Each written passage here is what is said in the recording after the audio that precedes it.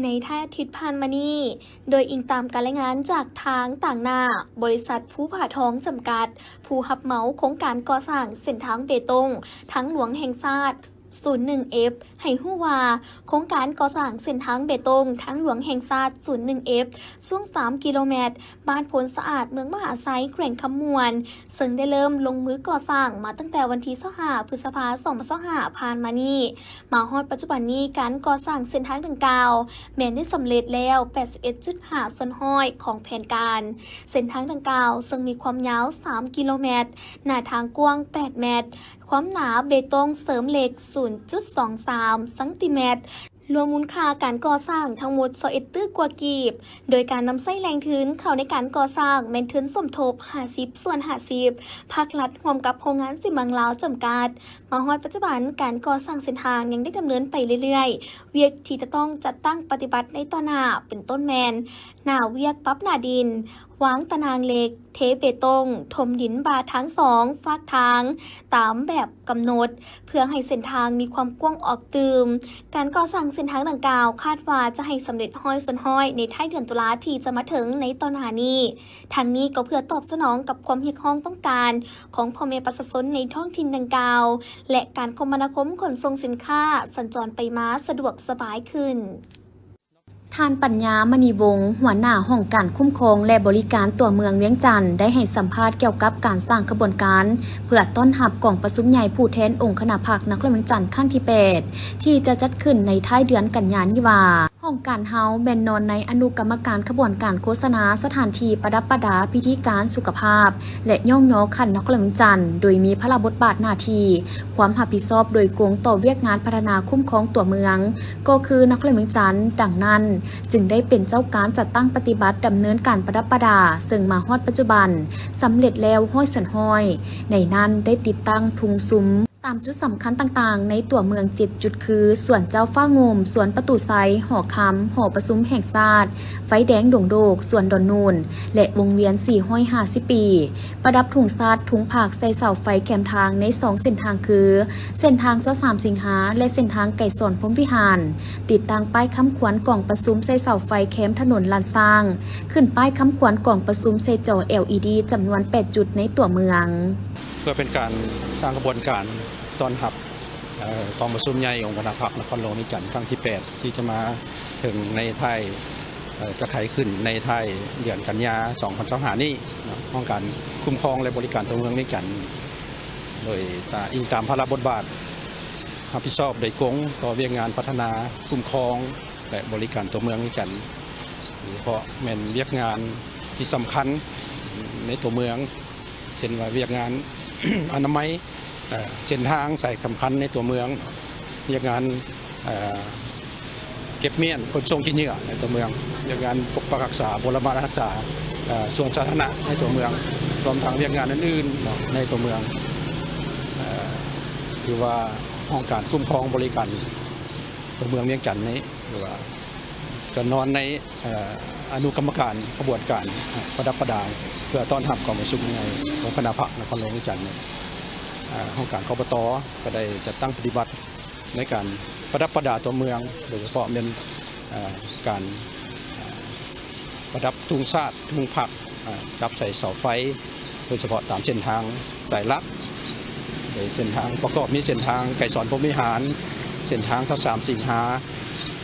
การประดับคำขวัญกองประชุมตามเส้นทางลานสร้างการประดับทุ่งชาติทุ่งผักทุ่งซุ้มตามจุดสำคัญต่างๆในตัวเมืองโดยเฉพาะในส่วนประตูไซบ่อส่วนเจ้าฟ้างมจุดสำคัญต่างๆในตัวเมือง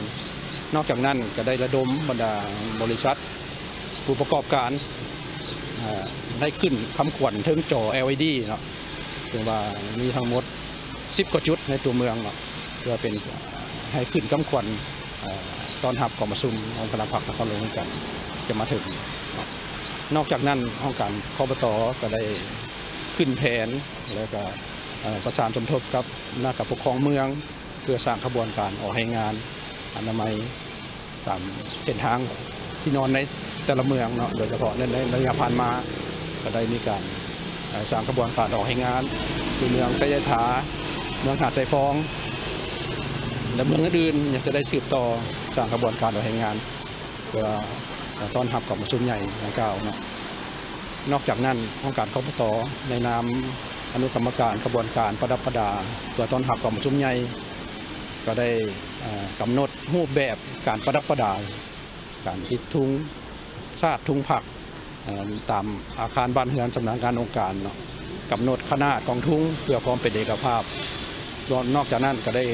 กำหนดบรรดาเส้นทางในแต่ละเมืองในการประดับประดาเพื่อความเป็นเอกภาพในแต่ละเมืองเพื่อสร้างกระบวนการ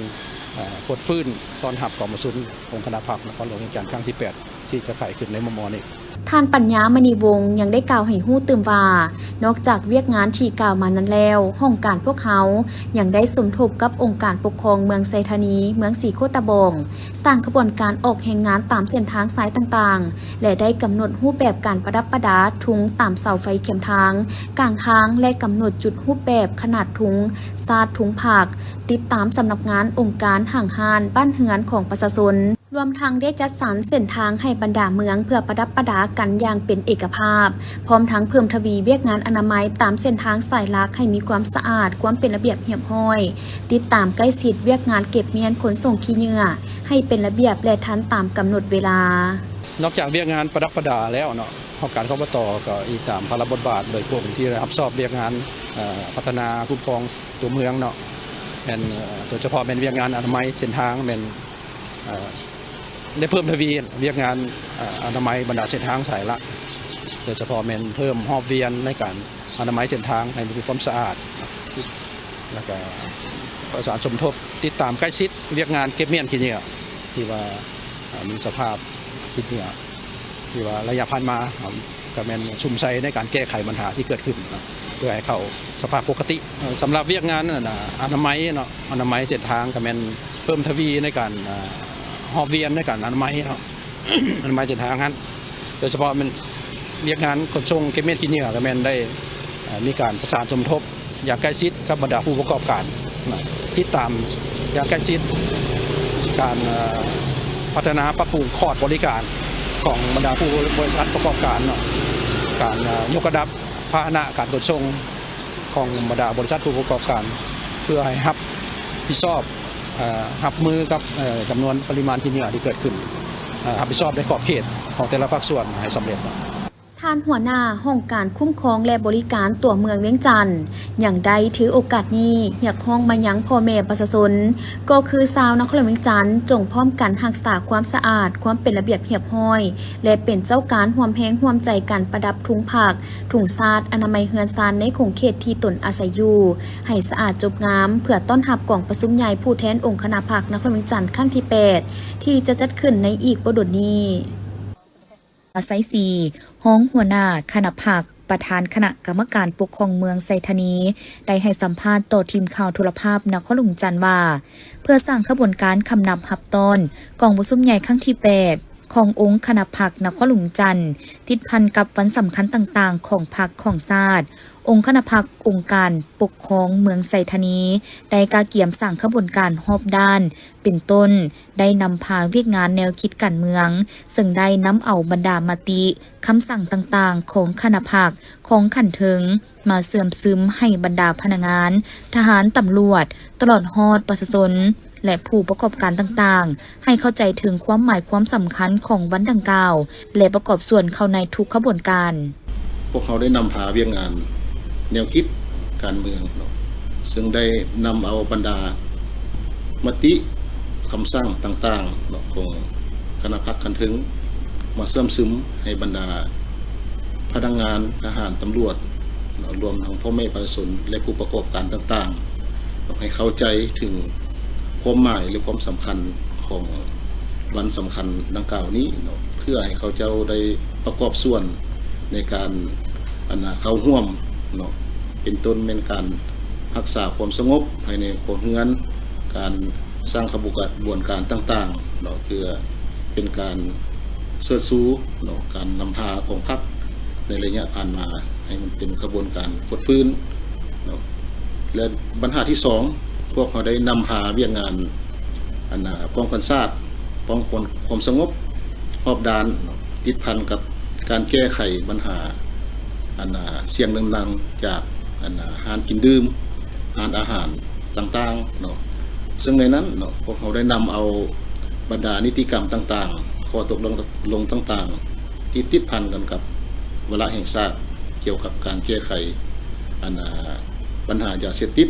เนาะลงเผยแพร่เนาะอยู่บรรดาอาคารบ้านอยู่สถาบันการศึกษาต่างๆเนาะนอกนั้นก็ได้สุ่มใส่เนาะ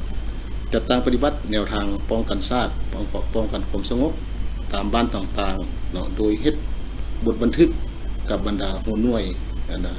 10หลังคาเรือนเนาะเพื่อให้เขาเจ้าศึกษาอบรมบรรดาลูกเต้าเขาเจ้าเนาะให้เข้าใจต่อแนวทางป้องกันชาติของพวกเขาเนาะและนอกจากนั้นพวกเขาก็ได้ซุ่มใส่เนาะต้านปรากฏการณ์ย่อท้อต่างๆเนาะที่ติดพันกันกับเสียงนั้นเนาะของบรรดาร้านอาหารและร้านบันเทิงต่างๆและมีการกวดกาเนาะแล้วก็ประเมินคืนเกี่ยวกับบรรดาห้านต่างๆทั้งถ้าว่าห้านใดที่มีการเคลื่อนไหวบ่ถูกต้องบ่สอดคล้องตามระเบียบกฎหมายที่กำหนดไว้โดยเฉพาะเป็นโมงเวลาเนาะแล้วก็การเสี่ยงนั้นต่างๆพวกเขาก็ได้มีการตักเตือนแล้วก็ถ้าว่าตักเตือนบ่ฟังพวกเขาก็เป็นได้สั่งปิดกิจการโซข่าวเนาะไปเคียงคู่กันนั้นเนาะพวกเขาก็ยังได้มีการกวดกาคืนเกี่ยวกับบรรดาห้านอินเทอร์เน็ตคาเฟ่ต่างๆเนาะซึ่งว่าผ่านมาเมืองพวกเขาก็ได้มีการกวดกาและก็ได้สั่งปิดไปจำนวนหนึ่งเนาะซึ่งว่าปัจจุบันนี้ผ่านการชี้นำพาขององค์คณะภาคองค์การปกครองเมืองไซธานีของพวกเขานี่ก็เห็นว่าเวียกงานป้องกันความสงบโดยพื้นฐานแล้วก็ถือว่ามีความสงบโดยพื้นฐานเนาะ พร้อมเดียวกันนี้ยังได้นำพาจัดสรรความบ่เป็นระเบียบเฮียมห้อย ติดพันกับการแก้ไขห้านซื้อขายเล็กเศษที่ผิดกฎหมายซึ่งได้นำเอาแจ้งการของนครหลวงจันทร์มาพันขยายเป็นแจ้งการอันละเอียดของเมืองและได้สมทบกับคณะเฉพาะกิจเมืองขันนครหลวงลงติดตามศึกษาอบรมชาวค้าขายที่บ่ถูกต้องตามระเบียบกฎหมายและเวียกงานที่4พวกเขาได้นำพาเกี่ยวกับการจัดสรรความบ่เป็นระเบียบเรียบร้อยและแก้ไขติดพันกับแก้ไขการห้านซื้อขายเหล็กเศษที่ผิดกฎหมายเนาะซึ่งพวกเขาได้นำเอาแก้งการของนครหลวงมาพันขยายเป็นแก้งการอันละเอียดของเมืองเนาะแล้วก็ได้มีการสมทบกับคณะเฉพาะกิจขันนครหลวงเนาะในการลงติดตามเนาะศึกษาอบรมบรรดาชาวค้าขายที่ค้าขายบ่ถูกต้องตามกฎหมายหั่นเนาะซึ่งว่าพวกเขาได้เน้นใส่2ปัญหาหลักปัญหาที่1เป็นพวกเขาได้เน้นใส่เกี่ยวกับการปฏิบัติระเบียบกฎหมายเป็นหลักแล้วปัญหาที่2พวกเขาได้เบิ่งเรื่องนโยบายชาวค้าขายที่ว่าโดยเฉพาะเป็นประชาชนนั่นแหละเนาะพวกเขาได้เน้นใส่เบิ่งนโยบายเป็นหลักแสดงออกอยู่บ่อนว่าพวกเขาได้ลงเฮ็ดบทบันทึกเนาะในเบื้องต้นพวกเขาลงเฮ็ดบทบันทึกโดยบ่มีการปรับใหม่แล้วก็บ่มีการยึดเครื่องก่อนเนาะลงเฮ็ดบทบันทึกก็นำเอาบรรดาเนื้อในจิตใจของบรรดาแจ้งการต่างๆให้เขาเจ้าเข้าใจเนาะหลังจากนั้นถ้าว่าเรื่องที่2ถ้าว่ายังละเมิดพวกเขาก็ได้ดำเนินการศึกษาอบรมแล้วก็ปรับใหม่ตามระเบียบครั้งที่3ก็แม่นได้ดำเนินคดีตามกฎหมายที่กำหนดไว้เนาะกวดกาบรรดาห้านขายเหล็กเศษที่ว่าบ่ถูกต้องตามกฎหมายอะไรเนาะรวมทั้งบรรดาห้านที่ถูกต้องตามกฎหมายพวกเขาได้พยายามรัดสม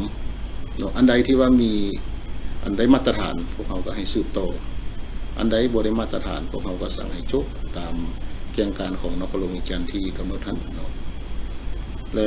ขบวนการที่3มันพวกเขาได้นำพาเนาะขบวนการอนามัยประดับประดาเนาะรอบด้านอันนี้คันสิเว้าแล้วเนาะโดยเฉพาะแม่นพวกเขาก็ได้นำเอาบรรดาแจ้งการของคันเทิงมาเผยแพร่เนาะแต่ละบ้านแต่ละกลุ่มบ้านสถาบันการศึกษาและบรรดาหน่วยธุรกิจ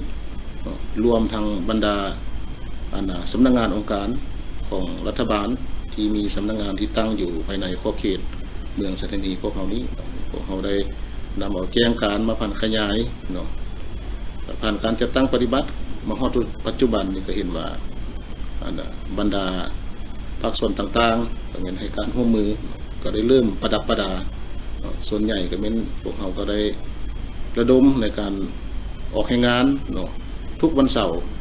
มาฮอดปัจจุบันแต่ละเสาร์เฉพาะอยู่เมืองสัตหีบพวกเราไม่สร้างขบวนการออกให้งานเป็นวันเสาร์แดงเนาะเมืองพวกเราก็ตามเนาะข้าพเจ้าในนามต่างหน้าให้องค์คณะพรรคองค์การปกครองเมืองสัตหีบขอเรียกร้องมาอย่างพ่อแม่ประชาชนพนักงานทหารตำรวจรวมทั้งนักธุรกิจผู้ประกอบการต่างๆที่อยู่ภายในเมืองสัตหีบพวกเขาจึงสวดสู้เอาใจใส่ในการสร้างขบวนการดังกล่าวนี้ให้เป็นขบวนการฟุดฟื้นตื่นตื่นโดยเฉพาะเป็นบรรดาบ้านอาคารบ้านก็ให้สืบต่อศึกษาอบรมเรื่องงานแนวคิดนำประชาชนภายในบ้านเอาใจใส่ในการศึกษาอบรมแล้วก็เอาใจใส่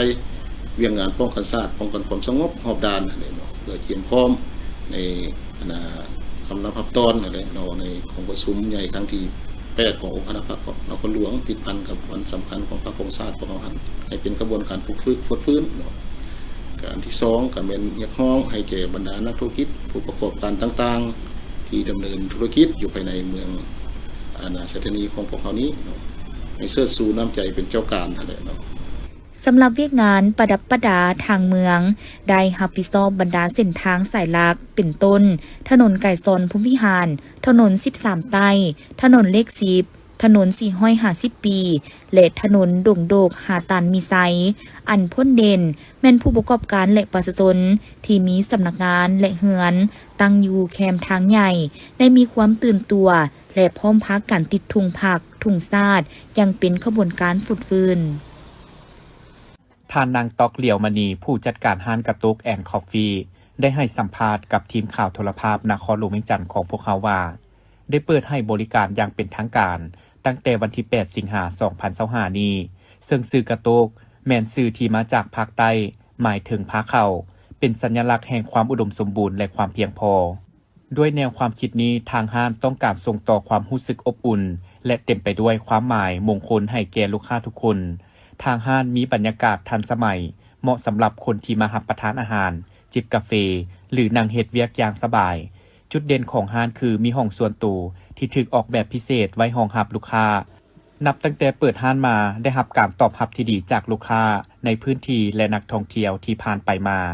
ทุกคนต่างชื่นชมบรรยากาศในห้านที่มีเสน่ห์และการบริการที่เป็นกันเองในอนาคตทางห้านมีแผนขยายเมนูให้หลากหลายขึ้นพร้อมทางกิจกรรมพิเศษต่างๆเพื่อให้เป็นสถานที่นั่งพักผ่อนของครอบครัวและหมู่เพื่อนสบายดีก่อนอื่นขอแนะนำตัวเองชื่อว่าข้าพเจ้าชื่อว่านางตกเลียวละมีเนาะเจ้าได้มีชื่อดินชื่อว่านานาเป็นผู้จัดการร้านอาหารกระตุกแอคคอฟฟี่เนาะเจ้าแห่งบันดาลใจในการเปิดร้านอาหารกระตุกแอคคอฟฟี่เนาะกระตุกนี่มันจะมีสื่อมันจะเป็นคำศัพท์โบราณของลาวหั่นก็คือเป็นพาเขาพอเจ้าของเพิ่นจะเป็นคนทางใต้เจ้าแม่นแล้วก็เพิ่นได้ไปศึกษาอยู่ประเทศจีนแล้วเพิ่นก็มักฮักในอาหารจีนเพิ่นก็เลยมีความคิดอยากริเริ่มเปิดร้านอาหารจีนประสานกับอาหารลาวนำเพื่อเสริมโยงและวัฒนธรรมของจีนแล้วก็ลาวตัวนี้หั่นทางร้านอาหารของเฮาก็คือเรื่องอาหารเฮาจะเน้นวัตถุดิบสดใหม่เจ้าเพราะว่าส่วนหลายอาหารของพวกเฮาอาหารทะเลบ่หรือว่าเครื่องวัตถุดิบอีหยังหั่นแม่นเฮาจะสั่งตรงจากจีนขนส่งผ่านยนต์เจ้าอาหารเฮาจะขอแนะนำเป็นอาหารกวางตุ้งแล้วก็ตงเปเนาะอาหารกวางตุ้งนี่จะมีกุ้งมังกรแดงจะเป็นแบบหงถึงซื้อไห่เจ้าแล้วก็มีปลาดงชิงปานแล้วก็มีปลาชีฟาน1ซีนหมูทอดสมหวานนี่จะเป็นอาหารของตงเปเลยเจ้าแล้วก็มีซีนหมูผัดน้ำซุปหม้อไฟเสสวนเจ้าแล้วก็ไก่ตุ๋นเห็ดจะมีถั่วยาวตุ๋นตัวนี้หั่นเฮาจะสั่งตรงจากจีนขนส่งผ่านยนต์มาเลยเจ้าแล้วก็เก่าจะมีมักหวานซีนหมูหม้อดินตัวนี้หั่น เซฟของเฮานี่จะมีอยู่2เซฟหลักใหญ่ๆเลยก็คือจะมีเซฟอาหารตุงเปแล้วก็มีเซฟอาหารกวางตุงเจ้าตัวนี้หั่นอาหารเฮายังมีหลายอย่างที่ว่าเฮายังบ่ทันได้นำเสนอมาแต่ก็อยากให้ลูกค้ามาเบิ่งมาลองสัมผัสรสชาติอาหารตัวจริงแล้วก็โต๊ะห้างคาเฟ่ของพวกเฮาก็จะมีโต๊ะเมนูแนะนำหลักๆเลยจะเป็นซิกเนเจอร์ของห้างแล้วก็คือสาคูมะม่วงส้มโอเจ้าแล้วก็มะม่วงมังโนดตัวนี้หันจะเป็นซิกเนเจอร์ของห้างเฮาเลยเจ้าองุ่นซุนน้ำตัวนี้หันกะเสพแหงยังให้ลูกค้ามาลองมาสัมผัสเบิ่งเจ้าสำหรับบรรยากาศและก็การตกแต่งของทางห้างมันจะออกเป็นสไตล์แบบลาวผสมกับจีนผลการตอบรับจากลูกค้าถือว่าดีเพราะว่าลูกค้าของเราจะเกือบว่าเต็มทุกมือเลยทั้งตอนสวยและก็ตอนค่ำเจ้าผลตอบรับดีหลายตัวนี้ค่ะเฉพาะคนลาวเราก็จะมีอยู่ประมาณ24คนเจ้าแล้วก็คนจีนจะเป็นเซฟใหญ่หันจะมีอยู่2คนแล้วก็มีผู้สวยเพิ่นเจ้าสำหรับโตการบริการของพวกเฮาเนาะคือมันจะสะดวกสบายก็คือถ้าลูกค้าอยากสั่งแบบเป็นกาแฟหรืออีหยังหันก็สามารถสั่งเข้ามากินได้อยู่ในห้อง VIP เลยเฮาจะมีโซนคาเฟ่แล้วก็โซนVIP กินข้าวจะเป็นห้องส่วนตัวเจ้า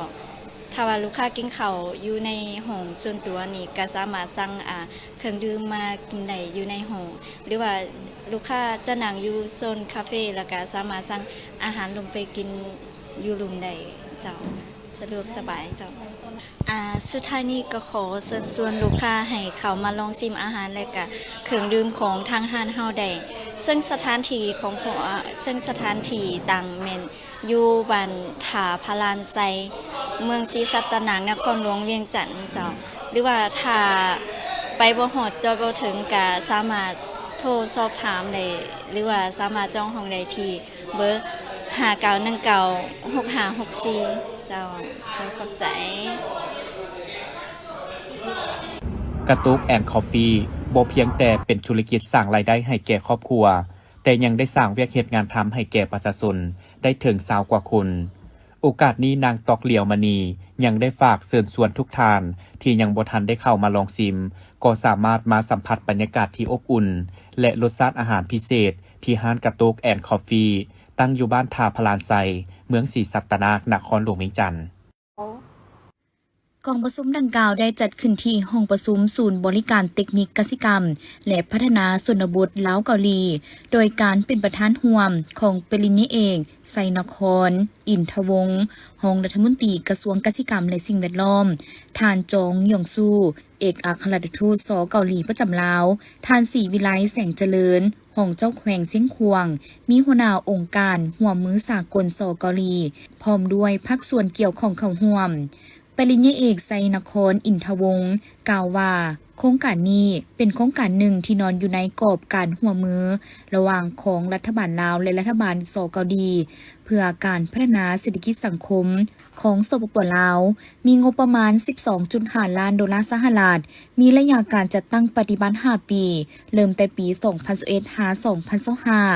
ความเอา14บ้านของ3แขวงเป้าหมายคือแขวงเสียงควงเวียงจันทน์และแขวงบริคำไซผ่านการจัดตั้งปฏิบัติในระยะ5ปีผ่านมาเห็นว่าสอดคล้องกับแผนการพัฒนาเศรษฐกิจสังคมแห่งชาติเช่นเดียวกันกับแผนการของกระทรวงกสิกรรมและสิ่งแวดล้อมโดยเฉพาะแม่นแผนงานผลิตเป็นสินค้า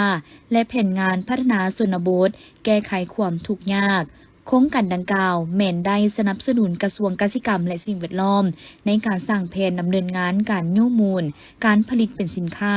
โดยเฉพาะแม่นข้าวพืชผักและงัวได้ปรับปรุงสภาพแวดล้อมการดำรงชีวิตของประชาชนภายในบ้านเฮ็ดให้ชีวิตการเป็นอยู่ของบ้านเป้าหมายโครงการดีขึ้นกว่าเก่ามีแหล่งรับที่เพิ่มขึ้นมีตลาดรองรับในการขายผลิตภัณฑ์กสิกรรมของชาวกสิกรในที่ประชุมยังได้รับฟังการรายงานผลสำเร็จของโครงการโดยรวมการจัดตั้งปฏิบัติโครงการขั้นแขวงและบ้านโดยท่านนางขันแก้วไม้ผิด หัวหน้าโครงการหัวมือฝ่ายลาวผลสำเร็จของศูนย์บริการเทคนิคกสิกรรมและพัฒนาชนบทลาวเกาหลีรวมทั้งบทบาทหน้าที่ของศูนย์แขวงโดยทานเรียนคำบุญมณีวันหัวหน้าศูนย์บริการเทคนิคกสิกรรมและพัฒนาชนบทลาวเกาหลีโอกาสดังกล่าวนี้ในพิธียังได้มีการมอบรับศูนย์ให้แก่แผนกกสิกรรมและสิ่งแวดล้อมแขวงที่อยู่ในสืบต่อปกคลุมอยู่ทั่วทุกภาคของประเทศลาวด้วยกำลังอ่อนสมทบกับลมมรสุมตะวันตกเฉียงใต้พัดปกคลุมเป็นส่วนใหญ่ซึ่งจะเฮ็ดให้มีฝนตกฟ้าห้องฟ้าเหลื่อมในระดับคอยหาปานกลางอยู่ทั่วไปเพราะมีลมพัดแรงอยู่บางท้องถิ่นในแต่ละภาคตื่มอีกภาคเหนือด้านตะวันออกแขวงพงสาลีหัวพันและเสียงควงจะมีฝนตกฟ้าห้องฟ้าเหลื่อมในระดับคอยหาปานกลางเพราะมีลมพัดอยู่บางท้องถิ่นหรือเนื้อที่การปกคลุมของฝนเท่ากับ50ส่วนห้อยของภาคอุณหภูมิในระหว่าง 17-32 องศาภาคเหนือด้านตะวันตกแขวงลุงน้ำทาบ่อแก้วอุดมไซหลวงพะบางและสยบุรีอากาศร้อนและจะมีฝนตกฟ้าห้องฟ้าเหลื่อมในระดับคอยหาปานกลางเพราะมีลมพัดแรงอยู่บางท้องถิ่นหรือหน้าที่การปกคลุมของฝนเท่ากับ55ส่วนห้อยของภาคอุณหภูมิในระหว่าง21-34 องศานครหลวงจันทร์ยังจะมีฝนตกฟ้าห้องฟ้าเหลื่อมในระดับคอยหาปานกลางเพราะมีลมพัดแรงเป็นบางโอกาสหรือหน้าที่การปกคลุมของฝนเท่ากับ55ส่วนห้อยอุณหภูมิในระหว่าง25-33 องศาภาคกลางแขวงเวียงจันทน์บริคำไซคำมวนและสวรรณเขตจะมีฝนตกฟ้าห้องฟ้าเหลื่อมในระดับคอยหาปานกลางอยู่ทั่วไปเพราะมีลมพัดแรงอยู่บางท้องถิ่นหรือหน้าที่การปกคลุมของฝนเท่ากับ60ส่วนห้อยของภาคอุณหภูมิในระหว่าง22-33 องศาแขวงเซสมบูรณ์อากาศจะเย็นในตอนกลางคืนหาตอนเช้าและจะมีฝนตกฟ้าห้องฟ้าเหลื่อมในระดับคอยหาปานกลางเพราะมีลมพัดแรงเป็นบางโอกาสหรือหน้าที่การปกคลุมของฝนเท่ากับ50ส่วนห้อยอุณหภูมิในระหว่าง18-33 องศาภาคใต้แขวงสารวันจำปาสักเซกองและอัตตปืออากาศร้อนและจะมีฝนตกฟ้าห้องฟ้าเหลื่อมในระดับคอยหาปานกลางอยู่ทั่วไปเพราะมีลมพัดแรงอยู่บางท้องถิ่นหรือหน้าที่การควบคุมของฝนเท่ากับ60ส่วนห้อยของภาคอุณหภูมิในระหว่าง24-34 องศาและเขตภูเพียงบริเวณอากาศจะเย็นในตอนกลางคืนหาตอนเช้าและจะมีฝนตกฟ้าห้องฟ้าเหลื่อมในระดับคอยหาปานกลางเพราะมีลมพัดแรงเป็นบางโอกาสหรือหน้าที่การปกคลุมของฝนเท่ากับ60ส่วนห้อยอุณหภูมิในระหว่าง15-28 องศาพิธีมีขึ้นในวันที่18 กันยายน 2025ที่แผนกยุติธรรมนครหลวงจันทร์โดยเป็นการลงนามของทานศรีเวียงทองโสภาพมีไซหัวหน้าแผนกยุติธรรมนครหลวงจันทร์และท่านนางอินทนาบุภาสวรรค์ผู้อำนวยการสมาคมเพื่อพัฒนาแม่หญิงและการศึกษากฎหมายพร้อมมีภาคส่วนที่เกี่ยวข้องเข้าร่วมเป็นสักขีพยานท่านนางอินทนาบุภาสวรรค์ได้รายงานให้ฮู้ความเป็นมาของการร่วมมือว่าสมาคมเพื่อพัฒนาแม่หญิงและการศึกษากฎหมายได้ร่วมมือกับแผนกยุติธรรมนครหลวงจันทร์นับแต่ปี 2016 เป็นต้นมาโดยได้รับการซี้นำการเคลื่อนไหวเวียกงานของห้องการช่วยเหลือทางด้านกฎหมายแก่แม่หญิงและเด็กน้อยผู้ด้อยโอกาสอยู่ที่บ้านหนองสองห้องเมืองไสธานีเพื่อบริการให้คำปรึกษาและช่วยเหลือทางด้านกฎหมายโดยบ่เสียค่าใช้จ่ายสำหรับผู้ขอหายจากการถูกใช้ความรุนแรงและประชาชนทั่วไปในชุมชนเป้าหมายที่บ่มีเงินไขเพียงพอสำหรับจ่ายค่าบริการทางด้านกฎหมายภายในพื้นที่15บ้านเป้าหมายของโครงการต่อกับความสำเร็จดังกล่าวและอิงใส่ความต้องการของประชาชนที่นับเพิ่มขึ้นสมาคมเพื่อพัฒนาแม่หญิงและการศึกษากฎหมายจึงได้เปิดนำใส่ห้องการให้คำปรึกษาและช่วยเหลือแม่หญิงแห่งที่2ในปี 2019ที่บ้านจอมปณีเมืองไสเสถาการให้บริการแม่นในรูปแบบเดียวกันซึ่งก็ได้ให้คำปรึกษาแก่ลูกความหลายกว่า650คนในทั่วนครหลวงจันทร์และแขวงอื่นๆ ดังนั้นการเซ็นบทบันทึกการร่วมมือครั้งนี้ก็เพื่อเสริมสร้างความรู้และความสามารถให้คณะแก้ไขข้อขัดแย้ง6บ้านเป้าหมายเกี่ยวกับการเสื่อมสานบทบาทหญิงชายในเวียกงานการช่วยเหลือและการแก้ไขข้อขัดแย้งขันบ้านเพิ่มทวีความสามารถให้แก่พนักงานบังคับใช้กฎหมายเพื่อสามารถให้การสุกยูสนับสนุนแก่คณะแก้ไขข้อขัดแย้งขันบ้านได้ฮู้จักนำใช้กฎหมายให้ถูกต้องและคำนึงถึงความเอาใจใส่ต่อการดำเนินงานที่ดีผู้ถือขอให้จากความหุนแหงสามารถได้รับความเป็นธรรมและเข้าถึงการช่วยเหลือล่าทางด้านกฎหมายโดยบ่เสียค่าจากทนายความซึ่งผลการจัดตั้งปฏิบัติโครงการถูกเผยแพร่และนำเสนอโตกับครูร่วมพัฒนาภาครัฐและบ้านเป้าหมายเพื่อนำไปเป็นบทเรียนที่ถอดถอนได้สำหรับการร่วมมือกันในครั้งนี้แม้ได้รับการสนับสนุนจากแผนงานการมีส่วนร่วมของประชาชนต่องานการปกครองที่ดีและการสร้างรัฐที่ปกครองด้วยกฎหมายและยะซองแผนงานเซกาซองและแผนงาน MP5 ภายใต้มูลนิธิเอเชียประจำลาวในตอนท้ายพิธีสมาคมเพื่อพัฒนาแม่หญิงและการศึกษากฎหมายยังได้มอบของขวัญทีละนึกให้บรรดาผู้เข้าร่วมทั้งหมดอีกด้วยกล่องประชุมดังกล่าวได้จัดขึ้นที่สโมสรกระทรวงโดยการเป็นประธานของสหายลินคำดวงสวรรค์กรรมการสำห้องศูนย์กลางภาคเลขาคณะภาคกระทรวงรัฐมนตรีกระทรวงเกษตรกรรมและสิ่งแวดล้อมเข้าร่วมมีสหายบุญทวีสยาเพชรกรรมการคณะภาคกระทรวงเลขาคณะภาคห้างทานหัวหน้ากลุ่มจัดตั้งสหายสมแพงสยาแสงกรรมการคณะภาคกระทรวงหัวหน้ากลุ่มกวดกามีคณะภาคห้างทานเลขาห้องเลขาสมาชิกภาคภายในหน่วยและแขกที่ถึกเซินเข้าร่วมในกล่องประชุมสหายสมแพงสยาแสงกรรมการคณะภาคกระทรวงเลขาคณะภาคห้างทานกลุ่มกวดกาได้ขึ้นผ่านมาตรฐานและเงื่อนไขของผู้แทนสมบูรณ์และผู้แทนสำห้องเข้าร่วมกล่องประชุมใหญ่องค์คณะภาคกระทรวงเกษตรกรรมและสิ่งแวดล้อมจากนั้นก็ได้ดำเนินขบวนการปอนบัตรเลือกตั้งตามขั้นตอน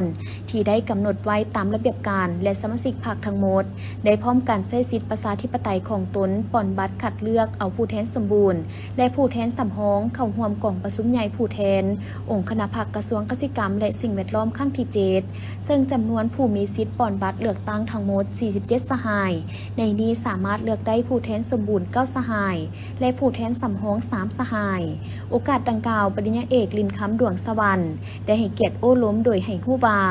กองประชุมในครั้งนี้แม้นผลสำเร็จในเบื้องต้นของคณะภาคห้างฐานกลุ่มจัดตั้งจะต้องได้สืบต่อจัดตั้งปฏิบัติหลายหน้าเวียกเพื่อเป็นการก้าเกียมให้แก่การดำเนินกองประชุมใหญ่ขององค์คณะภาคห้างฐานให้สำเร็จตามคาดหมายที่วางไว้บรรดาผู้แทนสมบูรณ์ทั้ง9สหายและสำห้อง3สหายที่ได้รับการคัดเลือกเป็นตัวแทนสมาชิกพรรคทั้งหมดต้องยกสูงความรับผิดชอบในการเข้าร่วมกองประชุม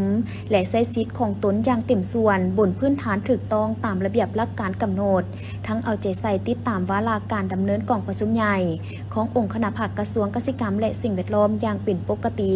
พร้อมทั้งยกสูงความเป็นเจ้าการปฏิบัติหน้าที่การเมืองด้วยความรับผิดชอบสูงและมีผลสำเร็จอย่างจบงามห้องการกสิกรรมและสิ่งแวดล้อมเมืองโพนทองแขวงจำปาสักร่วมกับคณะก่อสร้างห้างฐานแขวงประจำเมืองลงเคลื่อนไหวสุกยูขบวนการสัตว์ยาป้องกันพยาธิสัตว์ใหญ่ประเภทงัวควายอยู่บ้านจิกบ้านกุงเมืองโพนทองโดยการให้เกียรติเข้าร่วมของทานวิสัยพิมพ์มะเซนหัวหน้าห้องการกสิกรรมและสิ่งแวดล้อมเมืองทานวิรัตมั่นคง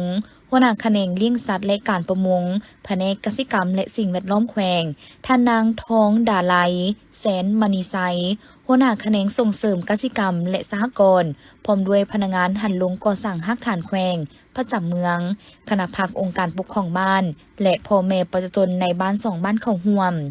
สำหรับยาวัคซีนป้องกันพยาธิสัตว์ที่นำมาสักในครั้งนี้ประกอบมีวัคซีนป้องกันพยาธิปากเปื่อยลงเล็บวัคซีนป้องกันพยาธิเต้าหู้เลือดหัวควายสัตว์เลี้ยงของพ่อแม่ประชาชนได้รับการสักยาวัคซีนครั้งนี้มีทั้งหมด121ตัวในนั้นงัว89ตัวควาย32ตัวโอกาสนี้ ทานวิสัยพิมพ์มาเซนก็ได้มอบอุปกรณ์สัตวแพทย์จำนวนหนึ่งให้คณะพักองค์การปกครอง2 บ้าน เพื่อประกอบส่วนในเวียกงานป้องกันพยาธิสัตว์ใน2 บ้านดังกล่าวให้มีการเคลื่อนไหวอย่างต่อเนื่องและมีประสิทธิภาพในสายสกัดกั้นการระบาดของพยาธิดังกล่าวจากสัตว์สู่สัตว์การเคลื่อนไหวซักยาป้องกันพยาธิสัตว์ใหญ่อยู่2 บ้านของเมืองพลทองครั้งนี้ยังเป็นการสร้างผลงานสร้างขบวนการคำนับหับตอนกองประชุมใหญ่ผู้แทนองค์คณะพักแขวงจำปาสักครั้งที่ 9ที่จะเกิดขึ้นในเมื่อวานนี้ให้มีบรรยากาศฟูดฟื้นและมีเนื้อในความหมายลึกซึ้งพิธีดังกล่าวได้จัดขึ้นที่สถาบันเศรษฐกิจการเงินสาขาภาคใต้แขวงจำปาสักโดยการเป็นประธานและมอบไปยั่งยืนให้แก่นักสมณกรของท่านนางคำแสงบัวละพันธ์หัวหน้าสถาบันเศรษฐกิจการเงินสาขาภาคใต้แขวงจำปาสักมีผู้ตั้งหน้าแผนกการเงินแขวงจำปาสักมีคณะรับผิดชอบสุดฝึกอบรมวิทยากรจากคลังเงินแห่งชาติและนักสมณกรเข้าร่วมในพิธีปิดสุดฝึกอบรมครั้งนี้ทานนางคำแสงบัวละพันธ์ก็ได้มีคำเห็นโอ้ล้มเกี่ยวกับเวียกงานฝึกอบรมแมนกลไกหนึ่งที่สำคัญในการยกระดับความรู้ความสามารถของพนักงานในทุกๆขั้นบ่ว่าจะเป็นระดับขั้นวิชาการผู้บริหารระดับกลางหรือผู้บริหารระดับสูงก็ต้องได้มีการฝึกอบรมอย่างสม่ำเสมอเพื่อเป็นการเรียนรู้แลกเปลี่ยนบทเรียนและเทคนิคการนำใช้ระบบทันสมัยเข้าในการจัดตั้งปฏิบัติเวียกงานวิชาเฉพาะของตนการฝึกอบรมของคลังเงินได้สืบต่อจัดตั้งปฏิบัติมาในทุกๆปีและเห็นได้ว่าได้รับผลสำเร็จตามระดับคาดหมายโดยอิงตามแผนพัฒนาคลังเงินในระยะ 5 ปี 2021-2025 ในแผนการที่ 6 เกี่ยวกับเวียกงานกงจากการจัดตั้งและพัฒนาบุคลากรซึ่งพนักงานรัฐกรแขนงคลังเงินต้องได้ผ่านการฝึกอบรมเวียกงานวิชาเฉพาะอย่างหน่อย 40 ชั่วโมงต่อคนต่อปีเพื่อเป็นการพัฒนาความรู้ความสามารถและเห็นได้ถึงความจำเป็นของเวียกงานพัฒนาทรัพยากรมนุษย์ของแขนงคลังเงินว้าวเฉพาะแผนการฝึกอบรมให้พนักงานรัฐกรแขนงคลังเงินให้มีความรับรู้เข้าใจลึกซึ้งทางด้านทฤษฎีและพฤติกรรมในการปฏิบัติเวียกงานตัวจริงฉะนั้นจึงได้จัดสุดฝึกอบรมครั้งนี้เป็นเวลา5 วันนับแต่วันที่8-12 กันยายน 2025และได้เรียนรู้เกี่ยวกับบรรดาหัวข้อที่สำคัญต่างๆเช่นการเผยแพร่บรรดานิติกรรมที่นำใช้ในเวียกงานคลังเงินเวียกงานบัญชีรวมศูนย์คลังเงินเวียกกวดการรายจ่ายงบประมาณเวียกบริการคลังเงินเวียกการบัญชีคลังเงินเวียกการนำใช้ระบบทันสมัยเวียกกวดการและวิธีการกวดการฝึกอบรมครั้งนี้นักสมณกรได้เฮ็ดบททดสอบความรู้ความสามารถก่อนและหลังการฝึกอบรมเพื่อประเมินการปฏิบัติเพื่อนำไปหมุนไส้เข้าในการปฏิบัติเวียกงานวิชาเฉพาะตามการมอบหมายและยกสูงความอาจสามารถในการจัดตั้งปฏิบัติเวียกงานให้มีประสิทธิภาพและประสิทธิผลสูงพร้อมกันนี้ท่านหัวหน้าสถาบันเศรษฐกิจการเงินสาขาภาคใต้แขวงจำปาสักยังได้เรียกร้องให้นักสมณกรจงเอาใจใส่ในการจัดตั้งปฏิบัติเวียกงานวิชาเฉพาะของคลังเงินของตนด้วยความรับผิดชอบและมีความเป็นเอกภาพพร้อมกันปรับปรุงและแก้ไขเวียกงานให้นับเข้มแข็งเป็นก้าวโอกาสนี้ก็ได้มอบไปยั่งยืนของหัวหน้าคลังเงินแห่งชาติให้แก่นักสมณกรที่สำเร็จการฝึกอบรม